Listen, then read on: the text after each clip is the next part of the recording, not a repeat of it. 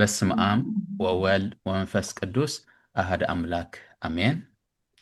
ቅዱስን ዘለዓለማውን ዝኾንካ ልዑል እግዚአብሔር አቦ ብወድኻ ብጌታ በኢየሱስ ክርስቶስ ናዝራዊ ስም ክብሪ ንህበካ አሎና። እግዚአብሔር አቦ ስለ ምሕረትካ ተመስገን። እግዚአብሔር አቦዬ እነሆ እስኻ ብኩሉ ጽቡቕ ነገር ተጽግበና ትረድኣና አቦ ኢኻ እሞ ጎይታዬ እዚ መኣዲ እዚ ብሓቂ ንኽብርኻ ደው እንብለሉ ምሸት ክኸውን ክትረድኣና ንልምነካ አሎና። እግዚአብሔር አቦዬ ተገይሩለ እሞ ስቕ ኣይብልን። እግዚአብሔር ረዲእኒ እዩ፣ እግዚአብሔር ኣናጊፍኒ እዩ፣ እግዚአብሔር ኣሳጊሩኒ እሞ ክምስክረሉ እየ እትብል ዘላ ሓፍትና ድማ ጎይታዬ እስኻ ብኩሉ ጥበብ ክትበጽሓ ብርትዐ ክትባ ትብዓት ክትባ መግላጽ ክተብዝሓላ ጎይታ ናባኻ ንማዕቆብ ኣለና። ብሽም ተፍቅሮ ወድኻ ኢየሱስ ክርስቶስ ናዝራዊ ስም እንሆ እዚ ግዜ እዚ ንኽብርኻ ይኹነልና ኣሜን። እግዚአብሔር ይመስገን። ሰናይ ምጅማር ይግበረልና። ሰላም ወሰናይ ሰላም ወሰናይ።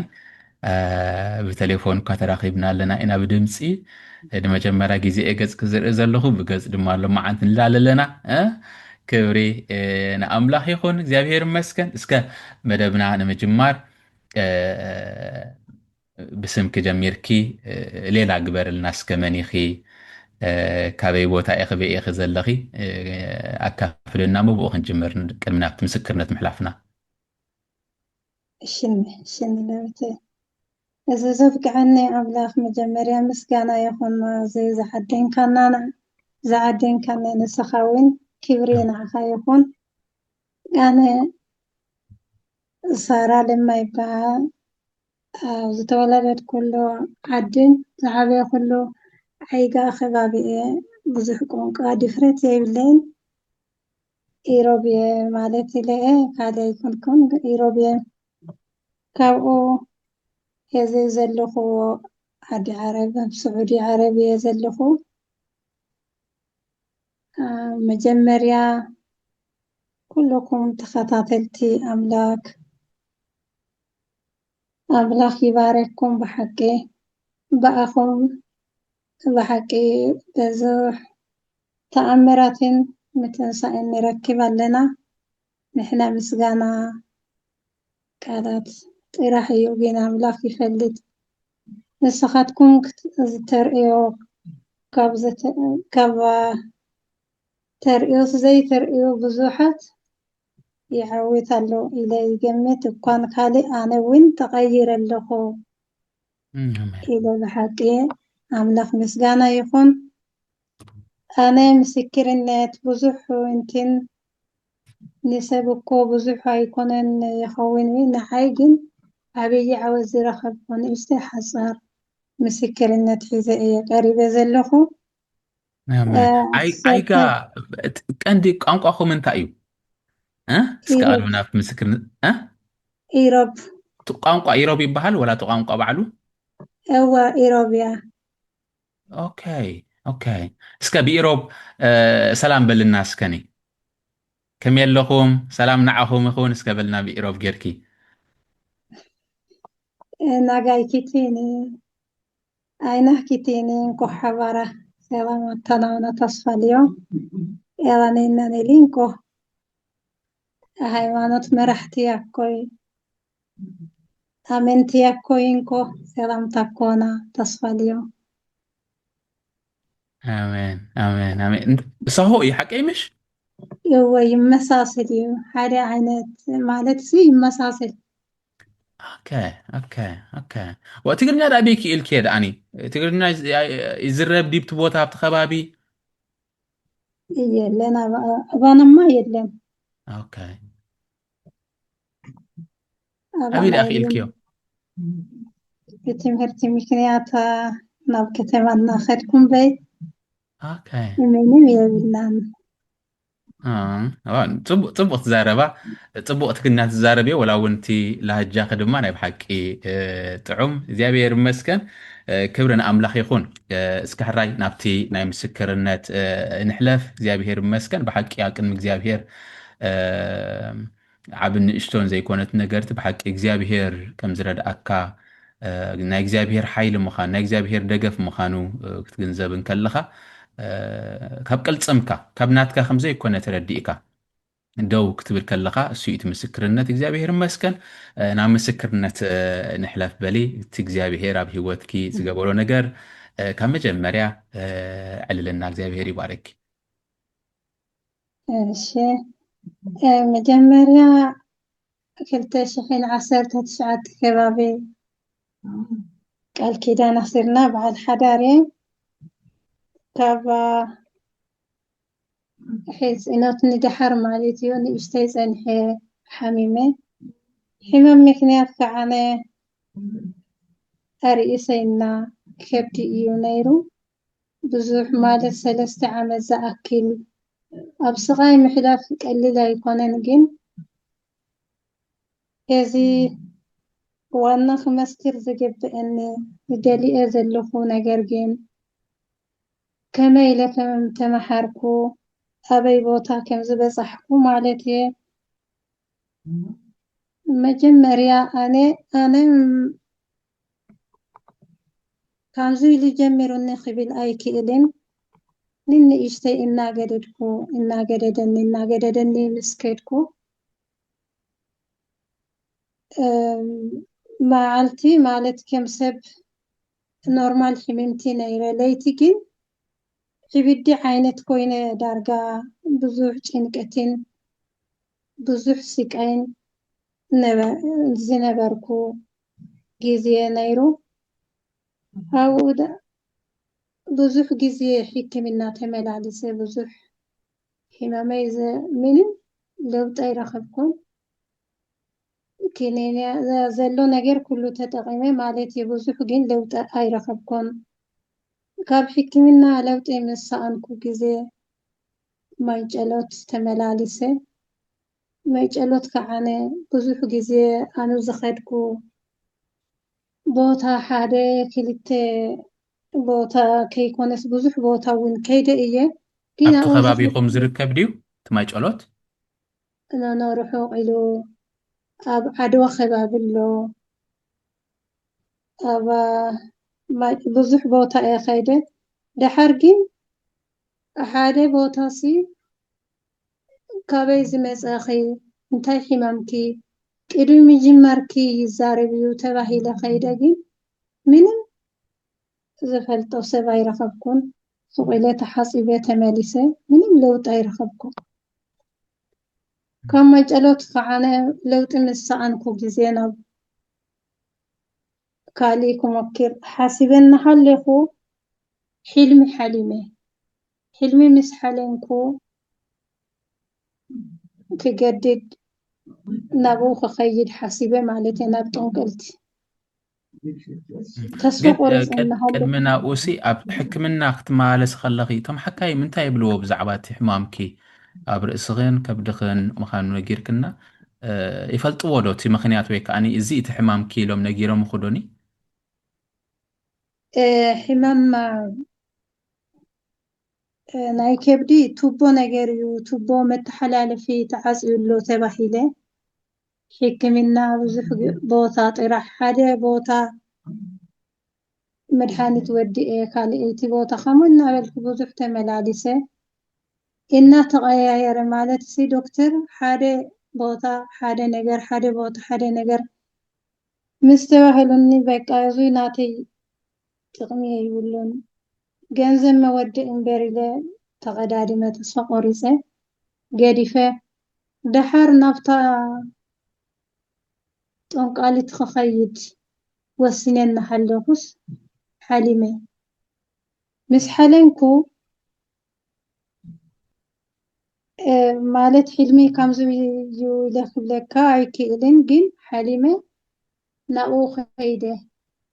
ምስ ከድኩ በቃ ናብኡ ከኣትው ከለኹ ንኽትከድዲ እቲ ሕልሚ ነይሩ ብሕልሚ ናብኡ ንኽትከድዲ ትመፂክ እቲ ሓሳብ ወይስ ንኸይትኸድ ብኣንጻሩ ኖ መደገፊ ነገር እዩ ኣብኡ ተኸይድክስ ክትፍወሲ ኸዛ ዓይነቱ ሕልሚ ነይሩ ማለት እዩ እወ ምስ ድሓር ምስ ኣስተባህልኩ ሻዕ እውን ደገፍ ኮይኑኒ ማለት እቲ ሕልምስ ደገፍ ኮይኑኒ በቃ ሓሲበኒ ሃለኹስ ሸይጣን ግዲ ይመስለኒ ደገፍ ዝኸውን ኮይኑኑ بحلمي ይመጽእኒ እወ ኣብቲ ከባቢኹም ጠንቋልቲ ስለ ዘለው ድዮም ከመይ ጌርክ ረኺብክዮ እቲ ናይ ጠንቋልቲ ክትከድኸኒ ከመይ ትብዓት ረኺብካ ይፈራህክን ዶ እስከ ብኸመይ ክረኺብክዮም ጠንቋልቲ እቲ መንገዲ እቲ ናና መስመር ኣብ ዓዲና ብስሩ ጠንቆልቲ ዝበሃል የብልና ናቢሮም ማእኸል እዮም ግን ኣብ ካሊእ ቦታ ትመላለስ ንሳ እውን ሓሚማ ስለ ዝነበረት ካሊእ ቦታ ትኸይድ ዝነበረት ሓንቲ ሰበይቲ ጠቆማ ምስ ረኸብኩ ናብኣ ኸይደ ጠይቐ ንሳ እውን ክወስደኪ ኢላትኒ ወሲዳትኒ ማለት እዩ ድሓር ናብኡ ምስ ከድኩ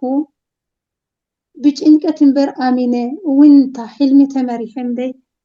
ከዓነ ጭንቀት እምበር እምነት ብስሩ ኣይነበረንን ቶና ጠንቆልቲ ክኸይድ ማለት እዩ ድሓር ምስ ከድኩ ኣብኡ እውን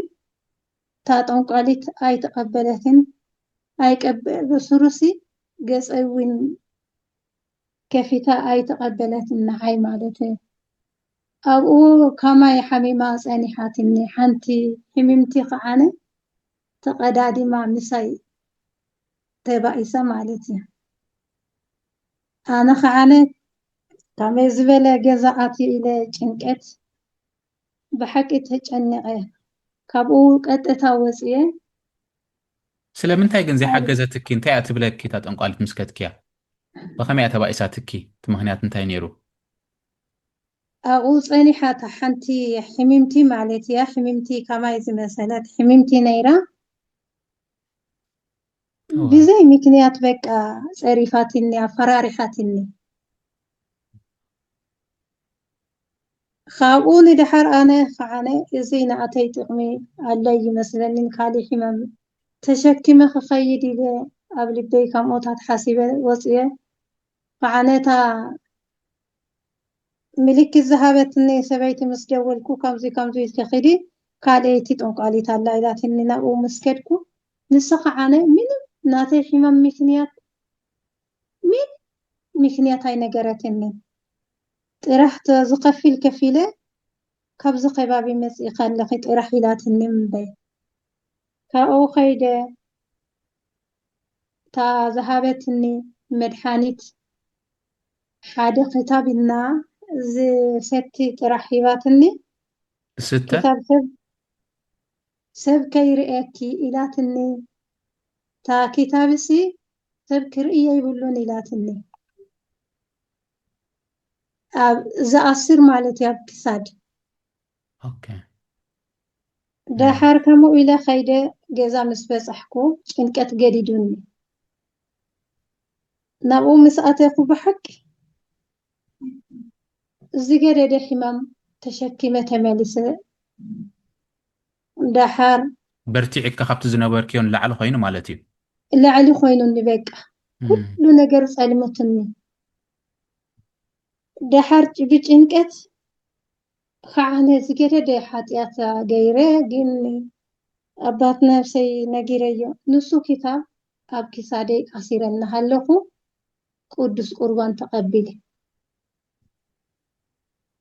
ገና ሻዒቱ ኣይተሰምዐንን በቃ ኖርማል ቀጥታ ምንም እንከይበልኩ እንከይፈለጥኩ ሰለስተ ጊዜ ድዩ ክልተ ጊዜ ተመላሊሰ ተቐቢለ ማለት እዩ እዚ ክታብ ኣብ ክሳደይ ኣሲረና ሃለኹ ድሓር ናብ ሕክምና ተመሊሰ ሪፈር ተባሂለ ናብ መቐለ ሃይደር ከይደ ማለት እዩ ናብኡ ምስ ከድኩ ኦፐሬሽን ትገብሪ ኢኺ ቱቦ እንትን ኢንፌክሽን ሕብጥ ነገር እኒአኪ ተባሂለ ድሓር ብጣዕሚ ተስፋ ቆሪፀ ስለ ዝነበርኩ ኣብ ሕክምና ምሟት ይሕሸኒ ኢለ ወሲነ ማለት ኸይደ ናብኡ 3 ወርሒ ዝኣክል ተመላሊሰ መጨረሻ ኦፐሬሽን ክገብር ና ኦፐሬሽን ክላስ ምስ ኣተኹ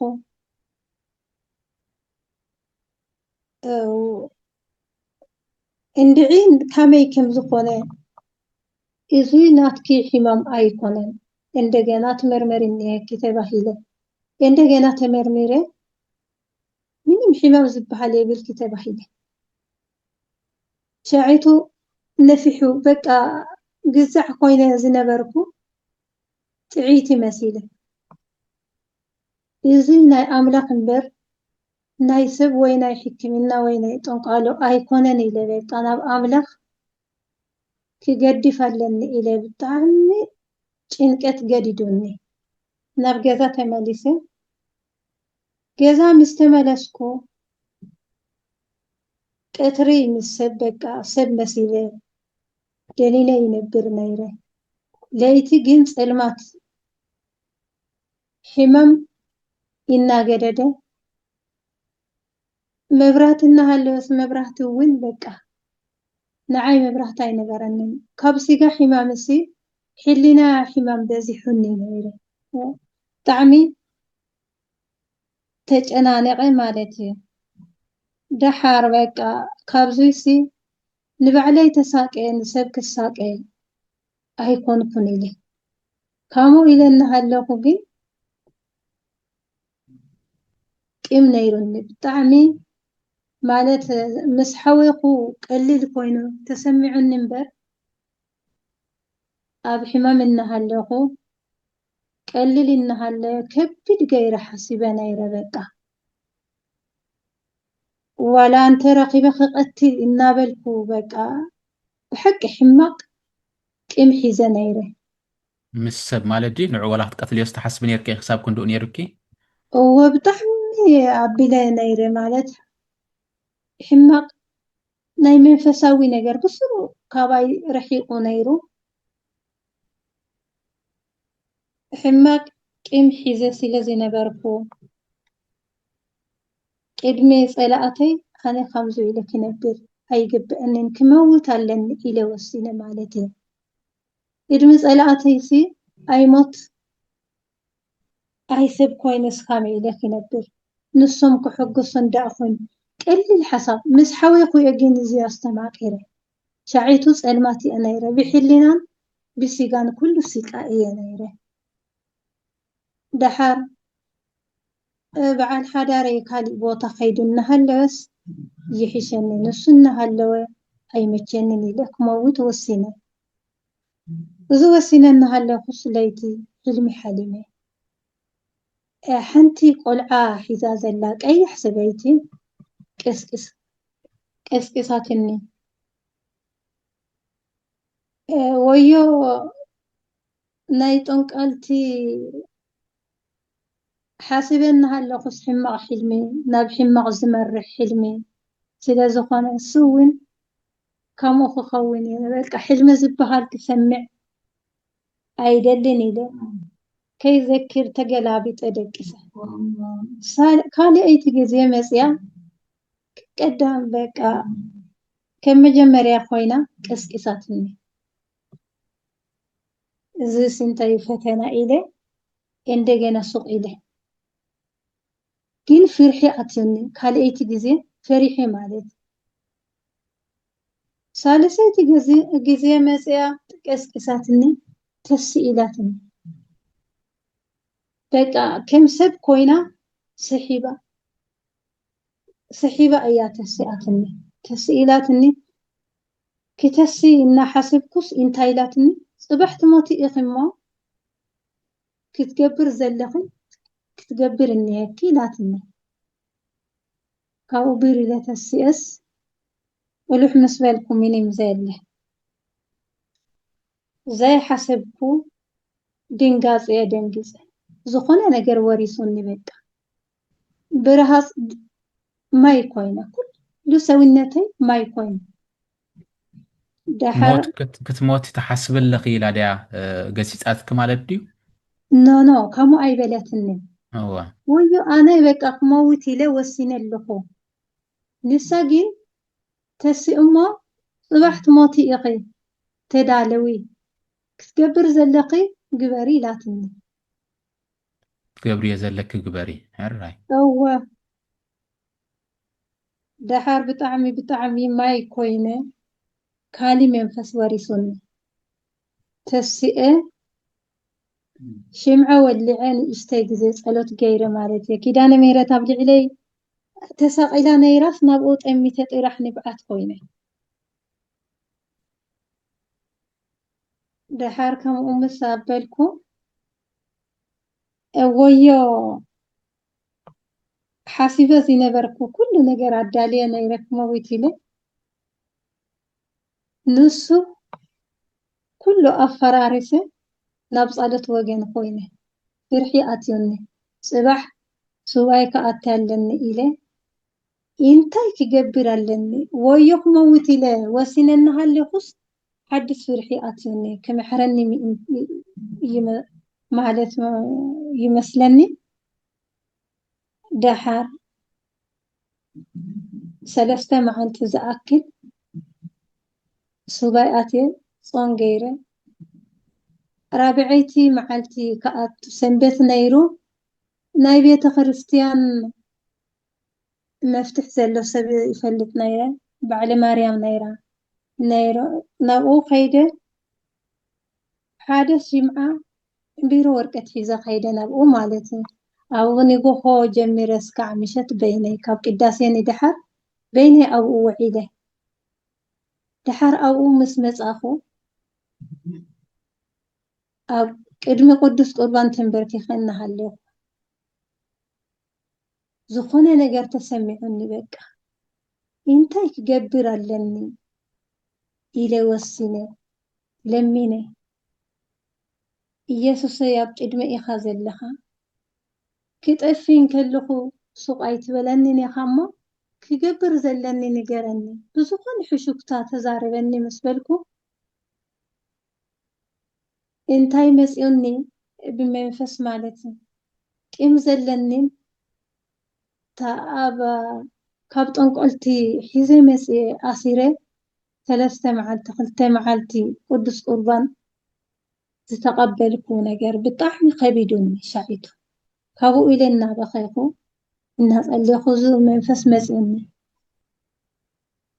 ድሓር እሞ እንታይ ክገብር ኣለኒ ኢለ ተጨኒቐ እሱ ምስ ኣበልኩ ኢየሱሰይ ኣብ ቅድምኻ መፅየ ስምካ ክፀውዕ ኣይበቅዕን እየ እሞ ሓጢአተይና ከም ዝኾንኩ ኣሚነ ኣለኹ ሕዚ እውን ከመይ ኢለ ክምሕር ንገረኒ ምስ በልኩ እንደገና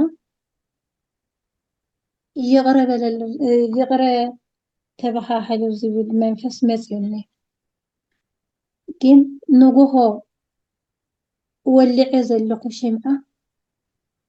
ኣብኡ ተንበርኪኸ ሓደ ግዜ ኮፍ እንከይበልኩ ማለት እዩ ሙሉእ መዓልቲ በኽየ ሽምዓ ኣይ ምጥፋእ እስካዕ ባዕለይ ኣጥፊአ እስካዕ ዝወፅእ ኣይጠፍአትን ኣነ ከዓ ምንም ካሊእ ግዜ ንእሽተይ በኽየ በቃ ርእሰይ ብጣዕሚ ትሕመኒ ነይራ ካብ ንግሆ ጀሚረ እስካዕ ምሸት ኣብ ቅድሚ ቅዱስ ቁርባን ዝበኸኹ ምንም ሕማም ዝበሃል ኣይተሰምዐንን ካብኡ ወፅየ ቀጥታ ሲልከይ ኣብ ጁበይ ነይራ ሲልኪ ትሰርሕ ዝነበረት ቦታ ስለ ዝነበረቱ ብጣዕሚ ፀሊአ ዝነበርኩ ሰብ ደው ኢለ ሲልከይ ይፈልጥ ኣይነበረን ተቐቢሉኒ ኣነ ከምዚ ዝበለ ሰብ እየ ይቕረበለለይ ምስ በልኩ እንታይ ደልየ ክትደውለለይ ኣለኸ ኢሉ ኣብ እዝነይ ዓፅዩ ምንም ግን ካብ ቤተ ክርስቲያን ምስ ወፃኹ ሽኻም በቃ ኣብ ዝባነይ ዝነበረኒ ሽኻም ደርብየ ወፅየ ዘለኹ መሲሉ ኣዛ ወርቀት ግን እንታይ ፅሒፈ ካብ ሎሚ ንድሓር ንኣኻ ይህብ ኣለኹ እዙይ ደጊመ ከይቀይም ወይ ካሊእ ግዜ ናብ ጠንቆልቲ ከይከድ ሓግዘኒ ንኣኻ ኣሚነ ምስኻ ቃለይ ኣትልኹ ኣብ ቅዱስ ቁርባን ቅድመት ፅሒፈ ወፅየ ማለት እየ ካብኡ እንድሓር ክዓርፍ የብለይን ኢለ ሰብ ማለት ሲ ቤተሰብ ልኢኸ ክነተዓርቅ ግቡእ ኢለ ለሚነ ካብ ኩሉ ምስ ኣበየ ግን ምንም ኣይተሰምዐኒ ካብኡ ተመሊሰ ሳልሳይ ግዜ ሓሊመ ምስ ሓለንኩ ሕማም ክሲ ቂምዩ ነይሩ ተባሂለ ኢላትኒ ሸዒቱ ምስ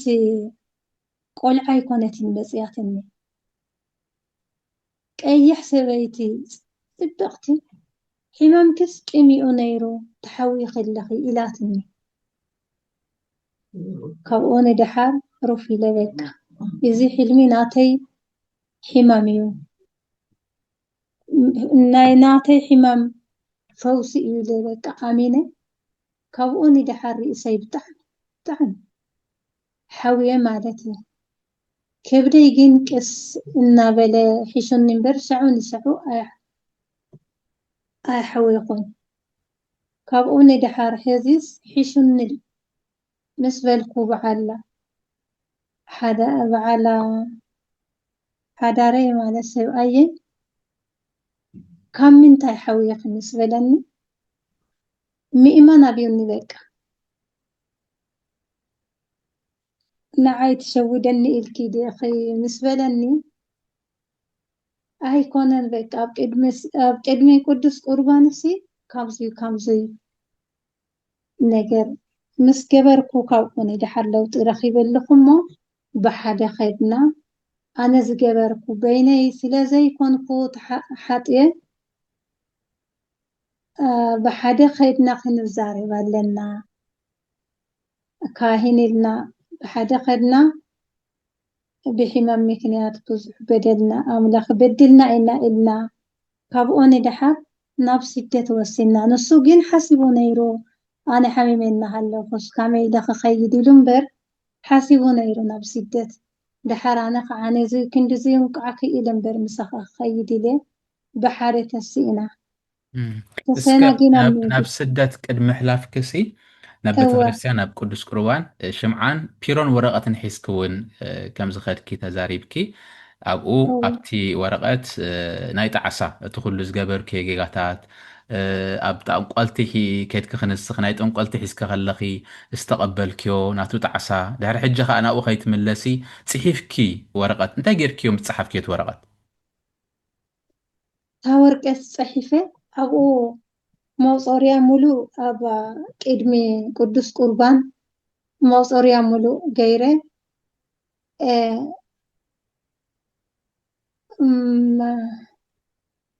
መዝሙረ ዳዊት 23 ኣብኡ ኣንቢበ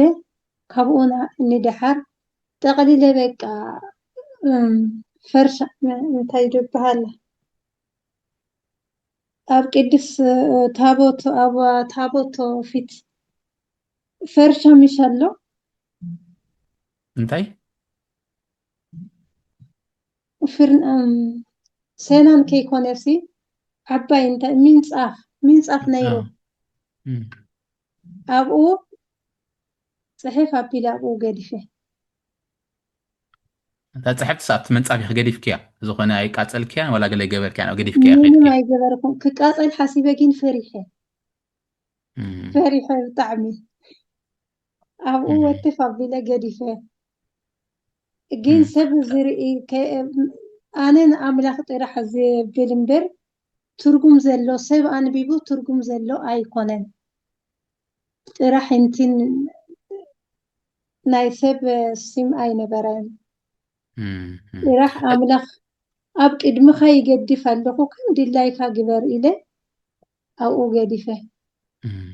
تا زعقول كتاجر كيا تا كتاب دا تا كتاب ذهبوقي أب كسات كزنبرت ما أسيخو جحف كيا أم تا جحف كيا ما أسوان جحف كيا لحالتي قدس قربان سايمس جبر كريخي نو حلمي كموتي لحلمي حالي مش بس إبحثو كابا عرات مستساقو فريحة بك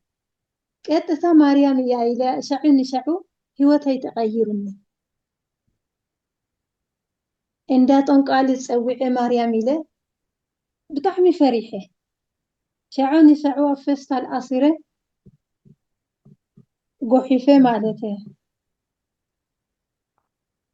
كابو ندحار نن بعد بيتي نبكاهن كيدنا قدس قربان تقبلنا نزازة وسطنا كوني دحر ناب سدت تبقسنا مالتي سيدت كنبقس نكلنا أنا حدا وسانة وسينة أنا من جدي ዝኾነ ግዜ ጸሎት ይገብር ኣለኒ ኢለ ህይወተይ ብጣዕሚ ተቐይሩ ርእሰይ ክሸምድድ ኣለኒ ኢለ መቁፀርያ ምስጢራት ኩሉ ክሕዝ ኣለኒ ኢለ ሒዘ እንደ ዓረብ ትኸይድ እናሃለኽስ መቁፀርያ እንታይ ኢልኪ ትሕዝ ኣለኺ ምስ ተባሂለ ታኒ እሽተይ ናይ ኢድ ኣላ ንሳ ሒዘ ምልክት ስለ ዘይብላ ንሳ ኣምላኽ ኩሉ ዝፈልጥ ኣምላኽ ኩሉ መዓረ እዩ ኢለ ንሳ ሒዘ ተሲአ ክንጓዓዝ ከለና ኩሉ ግዜ ለይትን መዓልቲ ኣብ ኢደይ ኣለ መቁፀርያ እናገበርኩ ይጓዓዝ ነይረ ድሓር ኣብ መንገዲ ንኸይድ ከለና ብዙሕ ፈተናታት ነይሩ ግን ተኣምራት ዝኸውን ፈተና ካብ ባሕሪ ተሳጊርና ገንዘብ መኽፈሊ እናሃለና بحاجة بزوحات بحاجة مسئنا بحاجة تسئنا مالتيو جي عملا كل جزء مكنيات يزجبر تا جنزب نكفل زنبرنا حلافي نيرو ناتو حلافي قطرنا مراحي زخاننا حاجة سبعي سلك زلو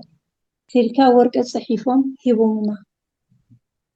نحد حدنا حنتي ورقة حزنا كلتا قطر زلو كلتا سلكي زحازت قطري زلو حزنا خيرنا تبقسنا أم من قدنا خلينا جن يمن بزوح جزية بجنزب يو كلا تسألني حمو جنزب انت كفلكا تحالفكا بنتيني وبقى شوفور جينا قلتفوك حلف قلتفو مس حلفه ማለት ኩልና ደኺምና ስለ ዝነበርና ኣጋርና ዘርጊሕና ነርና ኣውና ሃለናስ ሓደ መጽዩስ ሓለንጋ እንታይ ድበሃለ መውቅዒ ጎማ ሓባይ ነይሩ መጽዩ በቃ ኣብ ዝባነይ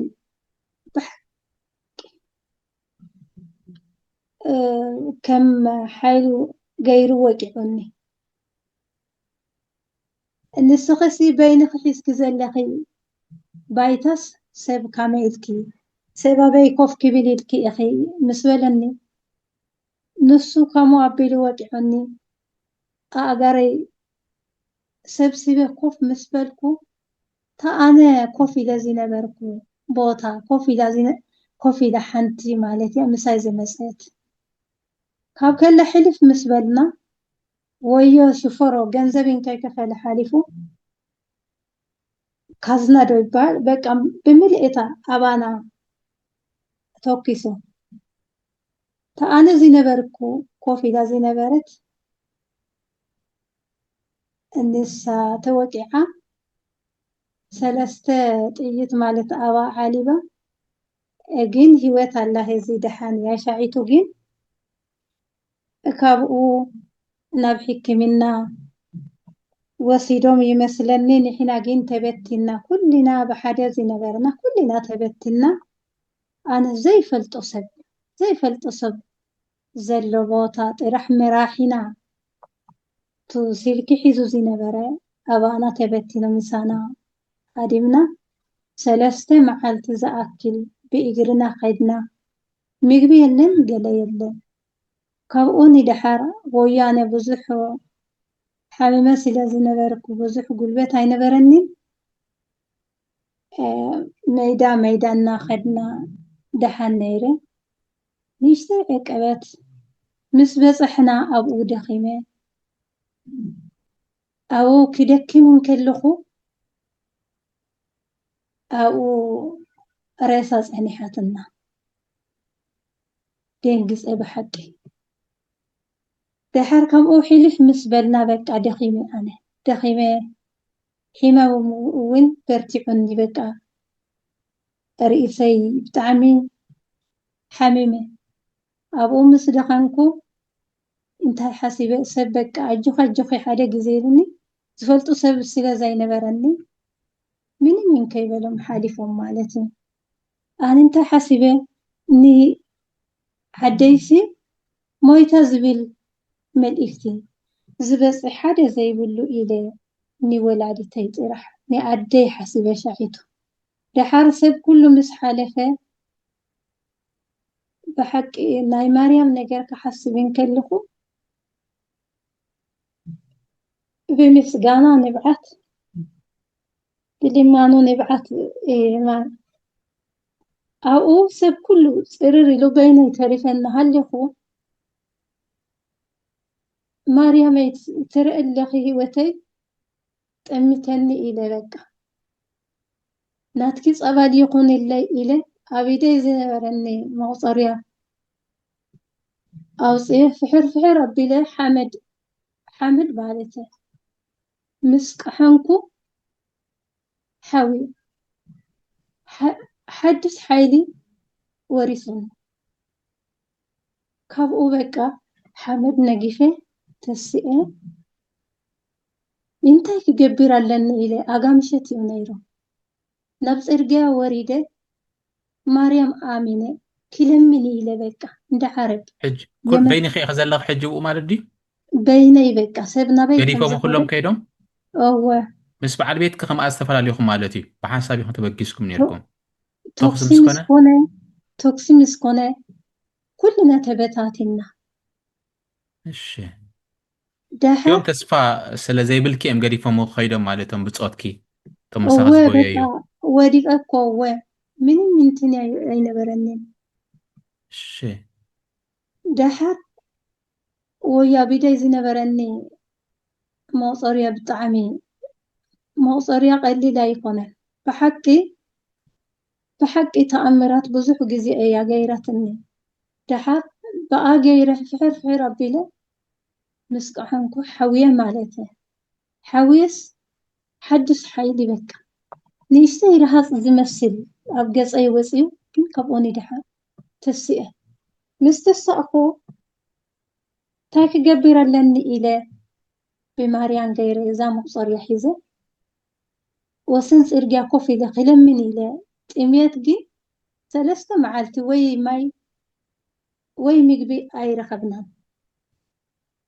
أو كوفي لأنها اللي أخو وهي كلتا قصر حيزة نايرة ناي حلافنا ناي مراحنا حادة مكينة خيكون استا نشتي توق توق كلتا سبتت عينا مسيا كأوريد لهم تاي تقبر اللي خابزي مثلا نقوم كخعانة زي سمحكو سوق إلى بك قصري هبه قصري مسحبكو كابي مسيقي كابزي هاجر مسبلكو نجنزب إلهم مالت نبقو انت بدحر دويلهم جنزب كراقوم سلازي فلاتهم قطتا نب حلافي دويلهم دحر كابزي زبالة سب رخيبنا كالي أتابعلو مسبالة اندعي كالي سلكي تأيق مسبالة سلكي تأيقون ني دحر ويها مراحينا زنبرة سلكي دويلهم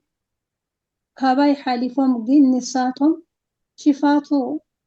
تتحيزم أب حدا بونتو تأكبهم أبو تعفينهم نيرهم دحر ويا سلكي حيزم عباي ماكينة بوليس تأكبهم بحدا خيدنا أبو كل تقميات كل مقرفتن تركب زلو سب بأي غيرو دحينو مالتي عاملك تشفاتو تأثيرهم نحنا جي بحدا وسيط من قدي بمخينا بإجرنا خين كيد تحسبو زنبرة بمخينا خيدنا مالتي እቶም ምሳኺ ዝነበሩ እሞ ዝሃደሙ ድዮም ኣብኡ ተታሒዞም ፀኒሖም ኺ ወይስ ካልኦት እዮም ተኣሲሮም ኣብኡ ፀኒሖም ኺ نو أنا حميمة أبو نعاي قديفهم زحلفو مالتي ነቶም ዝሓለፉ ገዲፎም ኺ ዝኸዱ أو ረኺዞሞም ፀኒሖም ማለት እዩ أو ኦኬ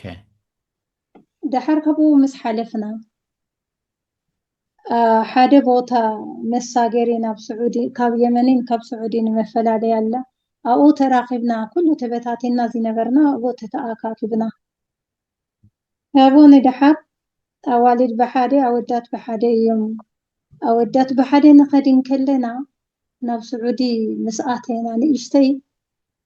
بوتا خعاني جنزل مكفلي مأكبي بوتا لا أبو مسبزح قرم مسفلنا شفاتو حيزمونا مرحت زنبر قطقط أبلهم نعنا بين وسدنا طرح والدي أنيرنا أبو خعاني بحق كان صنيحون نحنا بتأميتين بدخمات بزح انتنا ينبرنا دحرا وني اشتي قراص انجرا هيبونا بحق يا ملاخسي نعي فلوي مريم قابوني دحا من مريض أم كم دليتهم يقبروا سلازم نبرم حدا مرض حيزي حميمة قبل وسينة حميمة إلى بك تمغصر يا حيزي جب تمسابلكو نسوي النتائج رهاس كوين رهاس مسكونة حميمة إياه بحق حميمة إياه إيدو أنا بيني تعرفه أي عمس أنهم مالتي قابوني دحا يعني حيلنا مخينا مزيا تسي مسبلنا تباهلنا نخيدين كلنا حدا أو إنها اللي بطعمي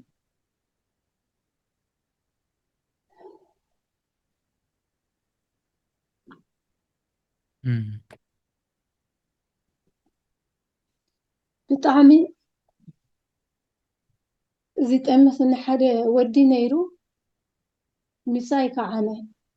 أما خينا تسقيله مساخ زساقر دي نسو تودي لما شفاتو إيو نيرو أبو قاموا إلى ما جنزل زأكبو يصفي إنا كفيلنا بقو مالتي دحر نحنا بزوحتنا أنيرنا أنا زي نبركو مكينة قدمت جنزل زقفلك قدمت زحلف نيرو ناتي قدمت تخفيلو مسكدكو ويو ودي مساي تزعينو بطعم فريحي دحر نحنا كابو جزا وصي مسبلنا شفاتنا زي ترفه مساي زمز كلهم تتحيزو أنا بيني أتي بقى مالت كاليوت نيرون بس كالي جروب بي بحاجة زمز أنا بيني أتي مالت نفس سعودي مسأتي قوخانة جنا زحسب بوتا جنا سلا زي بصحكو حاجة بوتا تأكدنا إنها قبزي عدي كمزي عدي لا تفلالين إنها لنا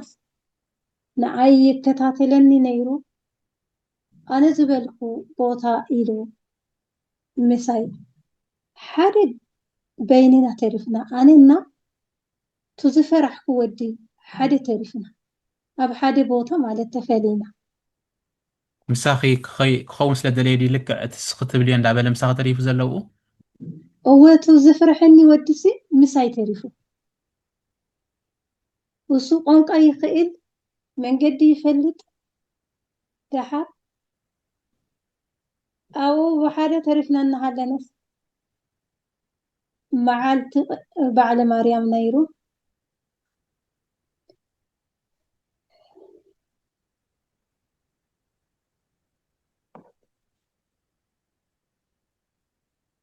أو مسترفنا مريم كندزي زحجز كن هذي أيت دربين بأخ جدي في اللحيلة نمريت راحت أمته وصور دينا عيك إرن مسبلن جلا نجار إني أكي السقسي جلا نجار إني أكيلو ولا زيت كفني قطة قيدو ليتي أنا ኮፍ ፈሪሐ ደው ኢለ ሓዲረ ንሱ ግን ولا قريب አይበለና ማርያም ግን ንዓይሲ ሓደ ጊዜ በይነይ ናቲ እየ ዝመስል ኣነ ሓጢአተይና ማርያም ኢለ ፀዊዐ ብቅፅበት እያ ትመፀኒ ብቅፅበት ደቂቃ ከይወሰደት ብፅባሒቱ መኪና መፅያ በይነይ ከይደ ንሱ ኣብኡ ተሪፎ ምንም ወላ ኣይትንከንን حلم مسيلني شقيت بك مئمان أبيون دقين كوينة إلى تصفق أريد أنها اللهوس مريم مقارجة خوينتني قلني كي زبل حادي يمسحبون كابو كابو قدتها أتيه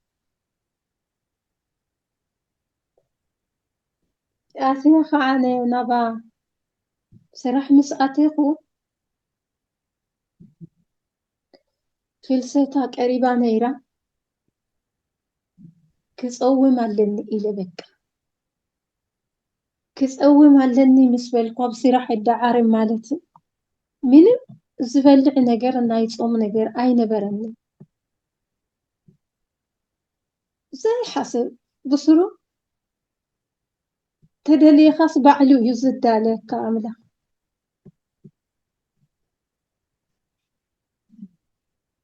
زي حسب عبيجي نايصوم نجر نايا سعر نايصوم نجر حيزو مسيب سبعي ዝስራሓኪ ዝነበረ أنا كتصوم كلت معلت قرين هلس نايصوم نجر حيزو مسيب ካብኡን ድሓር ኣይቋረፅኩን በቃ እዚ ሲ ናይ መን እዩ ኢለ በቃ ሓሲበ ናይ መን እዩ ቅድሚ ህዚ ኣይነበረን ንዓይልኪ እኺ ማርያም ያምፅኺ ኢለ ካብኡን ድሓር ፍልሰታ ግዴታ ክፀውም ኣለኒ ኢለ ኩሉ ግዜ ዓርቢ ረብዒ ፍልሰታ ንፆም ጀሚረ እስካዕ ሕዚ ግን ኩሉ ግዜ ባዕላ እያ ትሕልወኒ ካብኡኒ ድሓር ማርያመይ ንሰብ ኢለ ከይኮነስ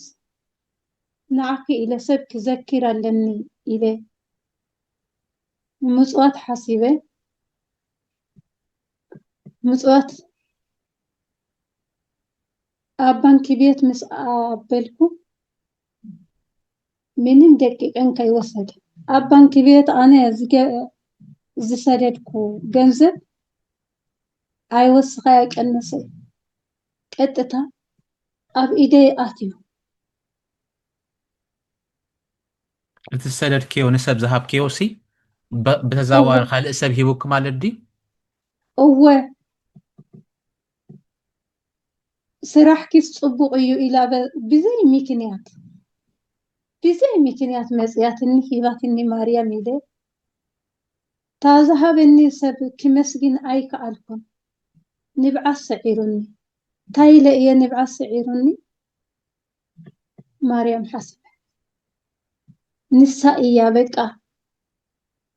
ኢለ እምበርቱ ሰብ ኣይኮነን ኢለ ንሰብ ክመስግን ዋላ ኣይከኣልኩን ተኹም ክትበኺል ለኺ ምስ በለትኒ ናይ ኣምላኽ ርሕራሕየ ናትኪ ርሕራሕየ ኢለ ሽፉን ኣቢለ ኸይደ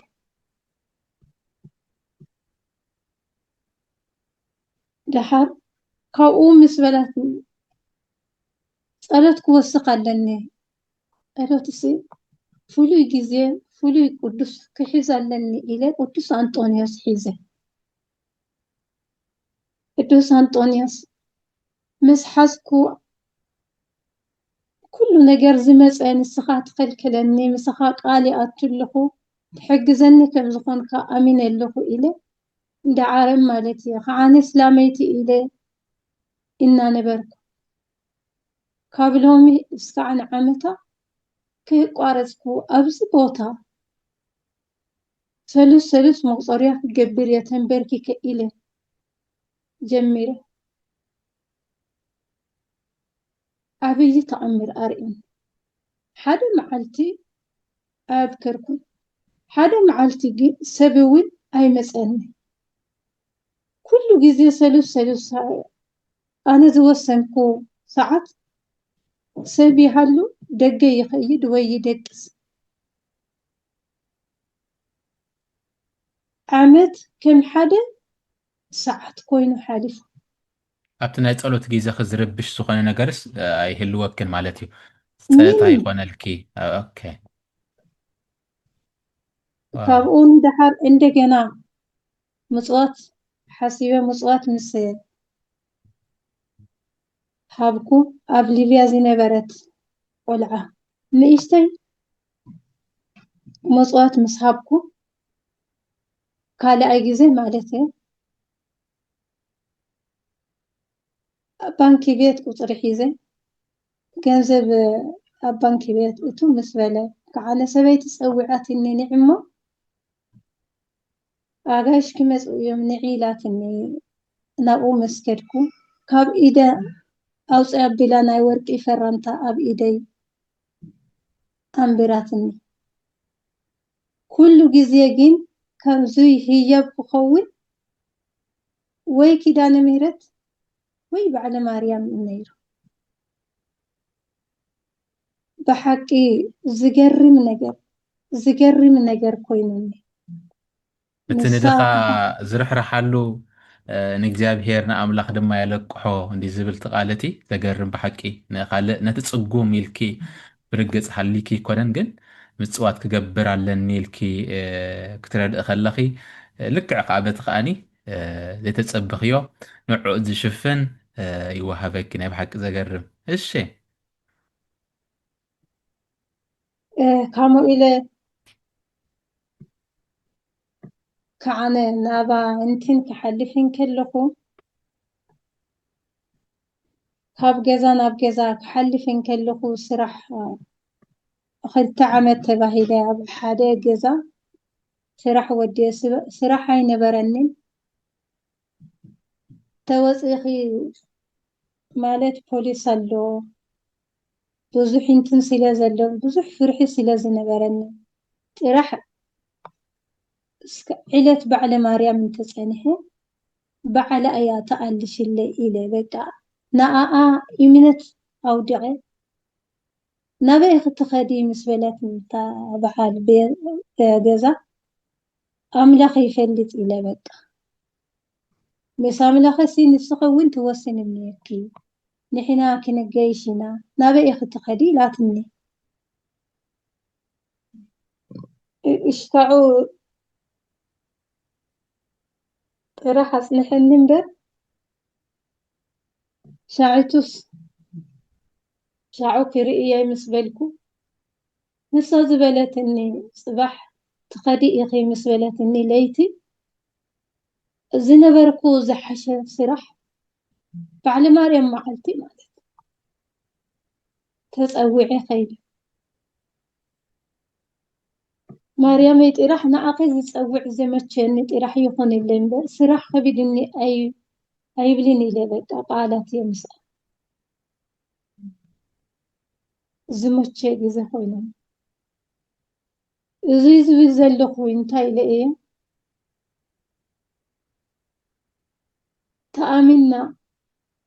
ተኣሚና ኳን ካልኦት ኣነ ድኽምቲ ኣነ ሓጢኣተይና ኣነ ዘይኣማኒት ብቕፅበት ከምዚ ኢላ ትመፀኒ ኩሉ ግዜ ለይትን መዓልቲ ተንበርኪኩ ዝለምን ዘሎ ሰብ ክንዳየናይ ኣእዳዋ ዘርጊሓ ትቐብል ከም ዘላ ኣሚነ ስማ ክፀውዕን ከለኹ ብሓቂ ሕፍረት እዩ ዝመፅእ ዝትሰምዐኒ ኢና ናይ ማርያም ተኣምር ኣነ ህዚ ንእሽተይ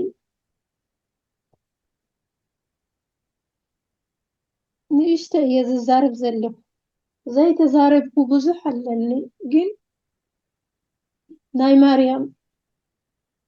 ምሕቃፍ ምስ ስግጋር ኢለ እየ ኣሚነ ዘለኹ ክብለካ ደልየ ናታ ነገር ክሓስብ ከለኹ ክለምን ዋላ ኣይክእልን ንብዓት የዘብርሰን ንኣምላኽ ይሃ ኣኸልካ እዚ ዕድል ስለ ዝሃብካኒ አሜን። ኣምላኽ እግዚአብሔር ይመስገን። ኣብዚ ብርግፅ እግዚአብሔር ይባርኪ። ናይ ብሓቂ ዘገርም ምስክርነት ንእግዚአብሔር ክብሪ ይኹኖ። ኣምላኽ ይመስገን። ብፍላይ ድማ እቲ ናይ ቂም መንፈስ ማዕረ ክንደይ ኣበላሽኪ ነይሩ፣ ማዕረ ክንደይ ብቓንዛን ሕማምኪ ብደገ ይፍለጥ ነይሩ ዶ? ብደገ ሰብ ይሪኦ ዶ ነይሩ ወይስ ብውሽጢ ጥራይ ነይሩ? ናና ደገ እውን ነይሩኒ ሓደ ሓደ ግዜ በቃ ጥንስቲ ይመስል ነይረ ሓደ ሓደ ግዜ እውን ዝርኢ ብዙሕ ነይሩኒ ደገፍ ናይቲ ኣብ ዙርያኺ ምስ ሓመምኪ ኣብ ዙርያኹ ዝነበሩ ደገፎም ከመይ ይመስል ነይሩ? ሰብ ኩሉ ማዕረ ኣይኮነን እምበር ዝደግፈኒ ብዙሕ ነይሩ ግን ሰብ ሓደ ሓደ ግዜ ሕማም ለውጢ እንተዘይረኺብኪ ይቋሽሹኻ ከምኡታት እውን ተሰሚዑኒ ነይሩ ግን ኣምላኽ ሰብ ገይሩኒ ኣብ መላገፂ ሰብ ኣሰጋጊሩኒ ሰብ ኮይኒ ሕክምና ኸይድካ ንሕር ቀልጢፉ ንድሕር ዘይተሓዊኻ ዋ እሞ ሕማማ ከምዚ እዩ እናበሉ ባዕሎም ብሓቂ ቀሊላይ ክኸውንን እዩ ግን ካብቲ ረአውን ዝረኣኽሉ ብሕልሚ እቲ ናይ ቂምታ ነገር ኩሉ በቃ የቕሬታ ምስ በል ኩሉ በቃ እቲ ሕማም ካባኺ ክቕንጠጥ ክትርእዮ ናይ ብሓቂ እዚ ዓብዪ ዝኾነ ምስክርነት እዩ። ምክንያቱ ኣይርዳእናን ኣብ ቂም ዘሎ መንፈስ ዳዊተይ ዋና ክዛረብ ዝገብአኒ መብዛሕቲ ግዜ ንሓልም ኢና ንሓስብ ኢና ምልላይ መንፈስ ሃበኒ ኢልካ ምፅላይ ብሓቂ ዓብዪ ጸሎት እያ ምስ ሓወኻ ምስ ሰጊርካ ኢኻ ኩሉ ነገር ተስተማቀር ምልላይ መንፈስ ሃበኒ ሚበል ጸሎት ዓብዪ ጸሎት እዩ መጀመርያ ናብ ጥንቅልቲ ናብ ሓጢኣት ከኣቱን ከለኹ ዝሓለምኩ ሕልሚ እዚ ኢለ ምዃንኩ ኣይመኸድኩን ኣምላኽ ባዕሉ ሰውረኒ ነይሩ ከዓነ ሰብ ኩሉ ግዜ ዝተሳቐ ሲጋስ ኩሉ ግዜ ብዙሕ እያ ትፅዕር ትኸይድ ኣምላኽ ብዘይ ምክንያት ኣይኮነን ኩሉ ነገር ዝሃበ ኣነ ብሕማም ኢለ ከይኮነስ ሕዚ ህያብ ኢለ ታዝሓመምኩ ግዜ ህያብ ኢለ እየ ተቐቢለ ዘለኹ ሕማም ኢለ ሓሲበ ኣይፈልጥን ማለት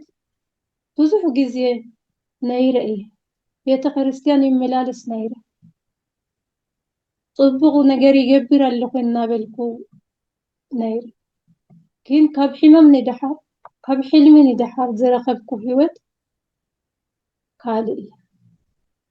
እውን ናብ ጠንቆልቲ ክኸይድ ከለኹ ወይ ናብ ሕክምና ሓውየ ከም ኮንኩ ኣብ ጠንቆልና እውን ከምዚ እዩ ሕማምኪ ኢሉ ሓውየ ኮንኩ ኣብኡ ሰሚረ ክነብር እምበር ካብኡ ክተስእ ኣይነበረን ሕማመይ ስለ ዘይፈለጦም ብሓቂ ኣምላኽ ስለ ዝፈተኒ ኢለ ገሚተ ኣሜን ብሓቂ እግዚኣብሔር ይመስገን ናይ እግዚኣብሔር ድንቂ ነገር ብሓቂ እግዚኣብሔር ዕዚዙ ይባርኪ እስከ ከም ምልክት ከኒ ብርግፅ ነቲ ኣብ ልዕለኺ ብበደል ቂምታ ሒዝ ኩሉ ዝነበርኪ ሰብ ወላ እኳ ሽዑ እቲ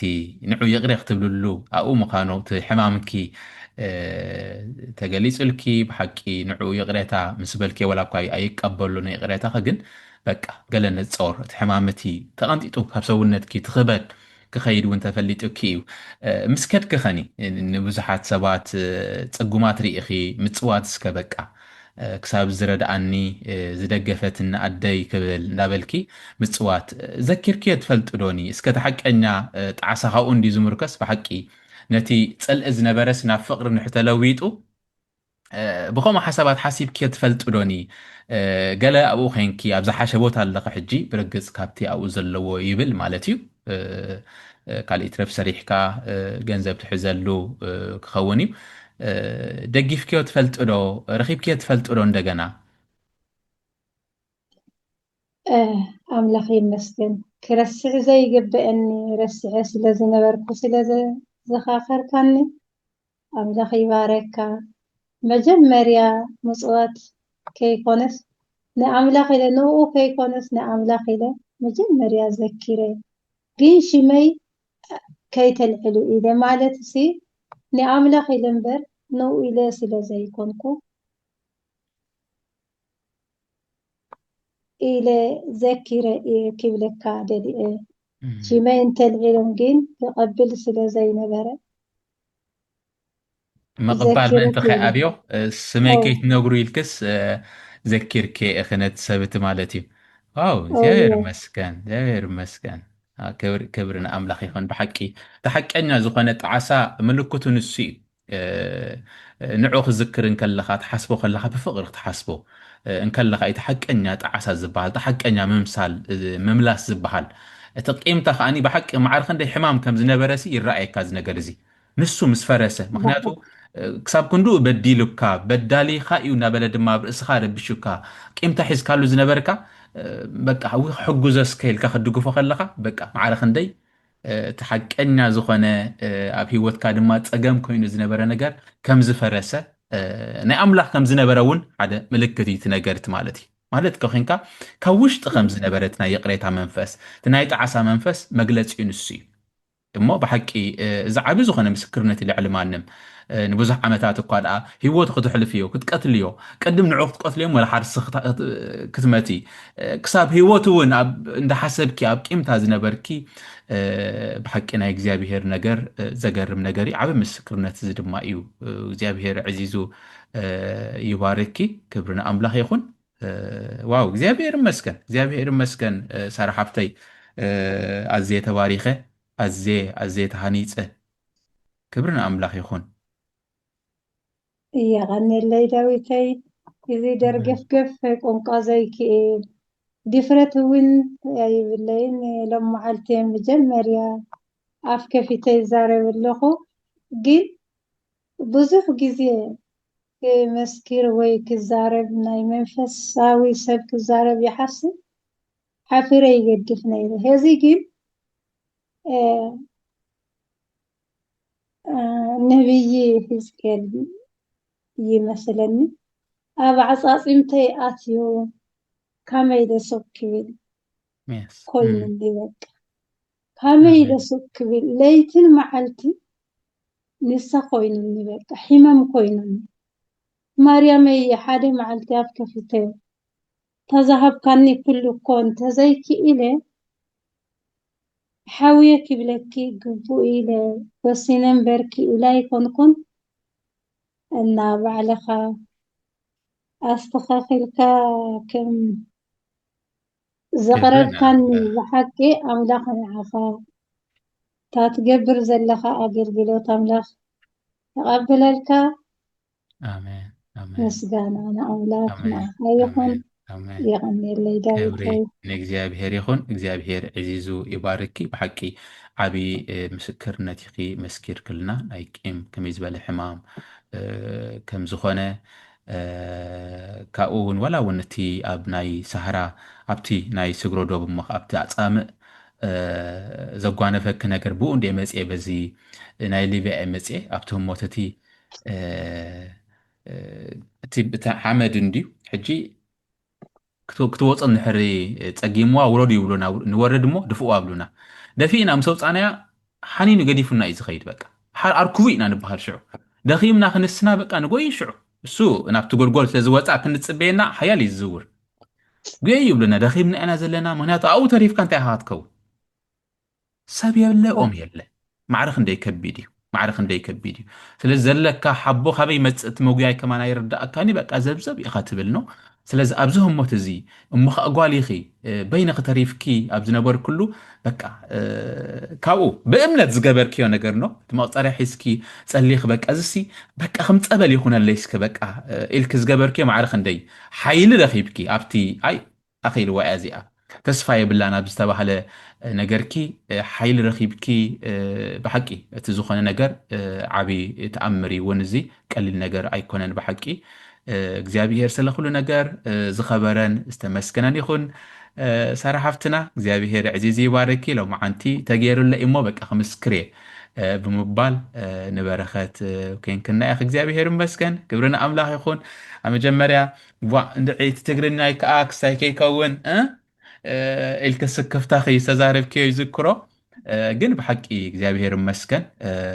ፅቡቕ ዝኾነ ምስክርነት እዩ ነይሩና ብሓቂ ትብልዮ ኩሉ ድማ ተረዲእና ክነመስግን ዝድርኽ እዩ ብሓቂ ንፍዕቲ ኸማን ትግርኛ ትዕጌርኪ ክኢልክዮ ዘለኺ ኢኺ ሳራ ሓፍትና እግዚኣብሔር ዕዚዚ ይባርኪ ተባረኸልና ብሓቂ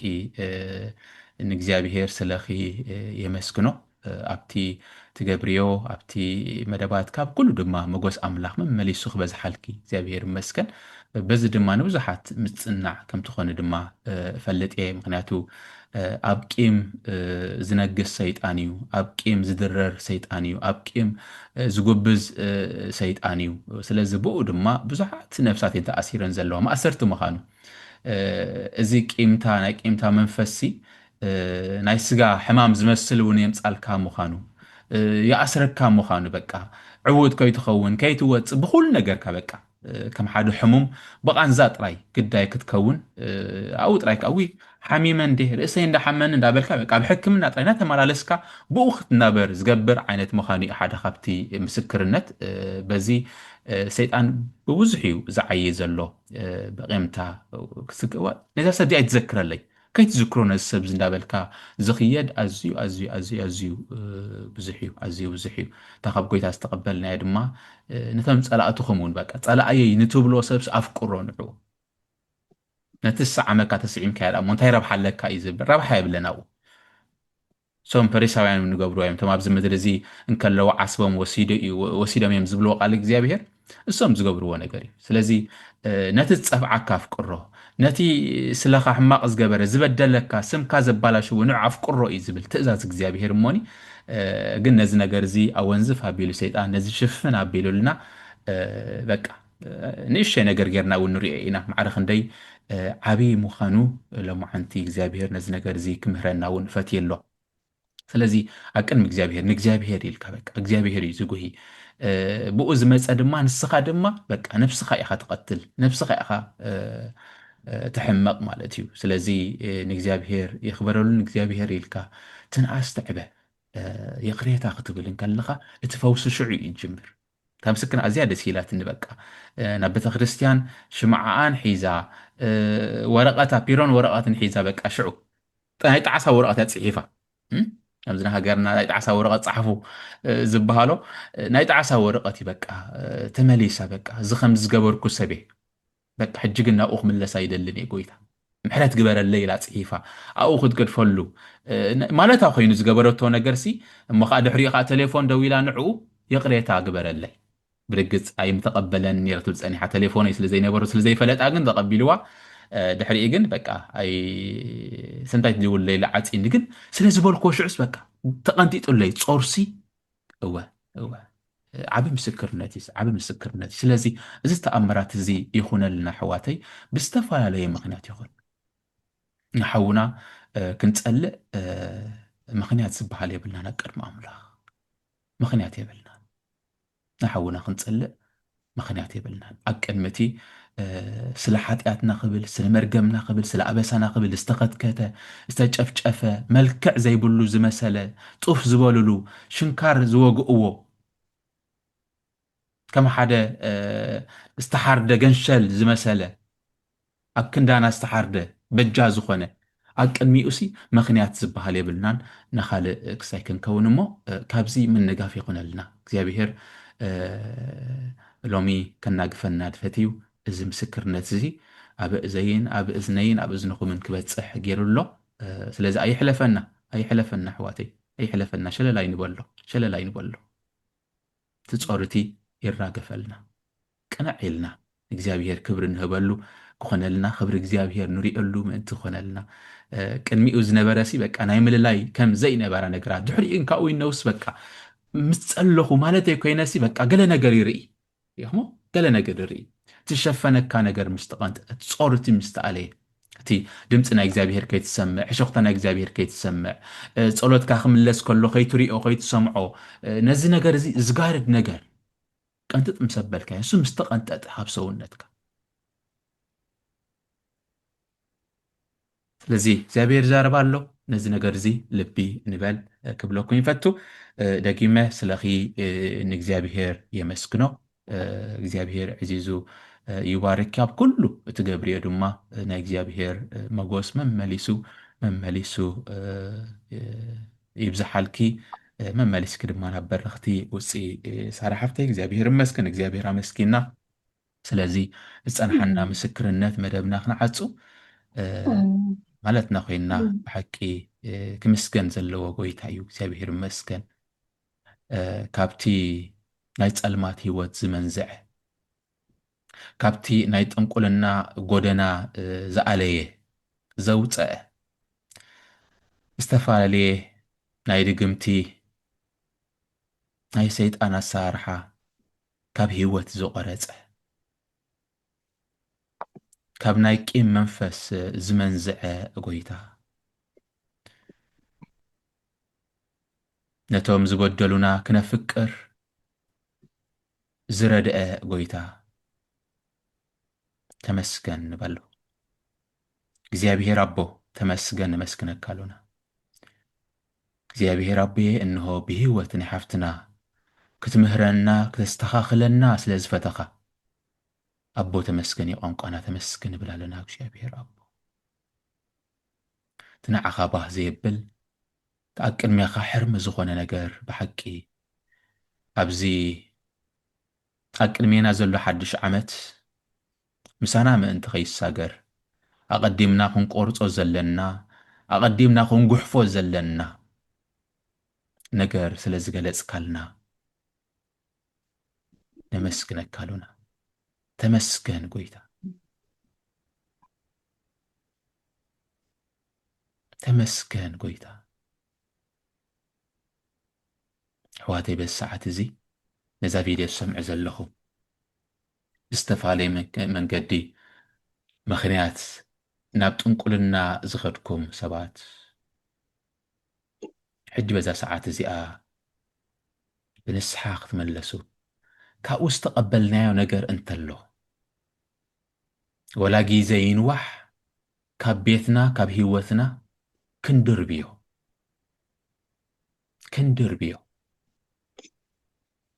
እግዚአብሔር እዚ ነገር እዚ ይጽዋዕ ኣሎ እግዚአብሔር አቦ ስለ ቃልካ ተመስገን አሜን ድማ ንብለካ ለና ጎይታይ ክብሪ አምልኾ ውዳሴ ኩሉ ንዓኻ ይኹን ጎይታ ስለ ሓፍተይ ተመስገን ጎይታይ እግዚአብሔር አባ መንጎና ብሓቂ ብምስክርነት ክተኽብረካ ልዕል ክተብለካ ስለ ዝፈተወት ስለ ዝረዳእካያ ብርታዐ ስለ ዝሃብካያ ተመስገን የመስክነካ ኣለኹ ጎይታ ተመስገን ስለ ዝመዓድ እዚ አቦና ብሰማይ ትነብር ስምካ ይቀደስ መንግሥትኻ ትምጻእ فقد كاب سماي كم زخنة كم أنا مدري يخون